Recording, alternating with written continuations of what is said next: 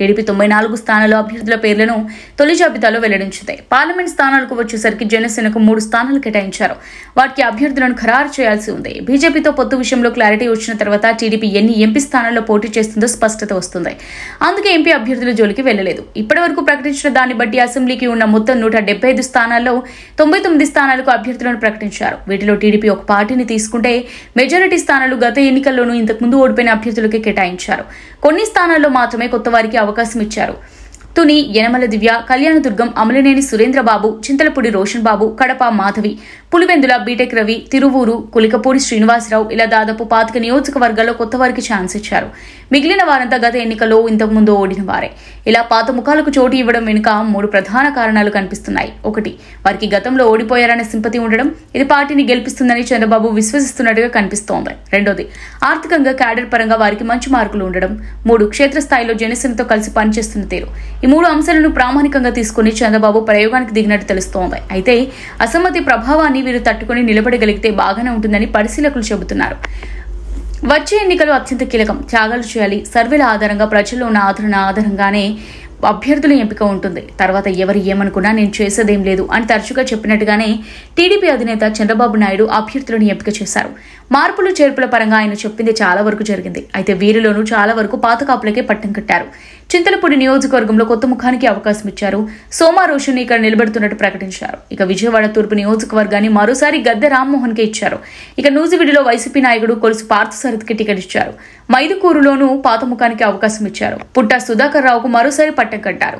మొత్తంగా చెప్పాలంటే చంద్రబాబు సర్వేలు చేసి మరీ ఎంపిక చేయడం గమనార్హం. ఇక జనసేనలో ముందుగానే ఎంపిక చేసిన వారికి అవకాశం కట్టబెట్టారు. వైఎస్ఆర్సీపీపై ప్రభావం ఎంత? ఉమ్మడిగా టీడీపీ జనసేన ఎన్నికలకు సిద్ధమైన నేపథ్యంలో ఈ ప్రభావం వైఎస్ఆర్సీపీపై ఎంత అనేది ఆసక్తిగా మారింది.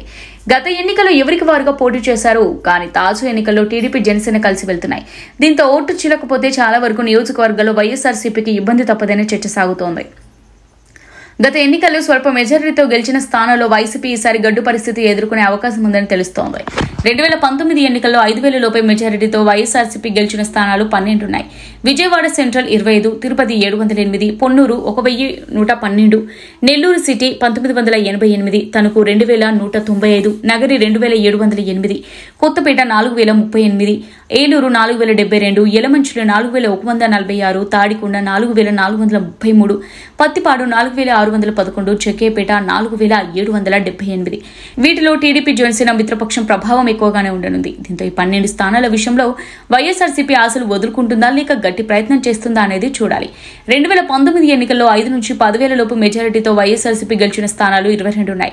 Ramachandrapuram 5,168, Mangalagiri 5,337, Kurnool 5,353, Mummidivaram 5,547, Srikakulam 5,777, Machilipatnam 5,851, Vizianagaram 6,417, Narasapuram 6,436, Pathipadu 7,398, Tadipatri 7,511, Vijayawada west 7,671, Pedana 7,839, Pileru 7,874, Anakapalli 8,169, Chilakaluripet 8,301, Bobbili 8,352, Bhimavaram 8,357, Kakinada rural 8,789, Santhanuthalapadu 9,078, Kaikaluru 9,357, Bheemili 9,712, Vemuru 9,999.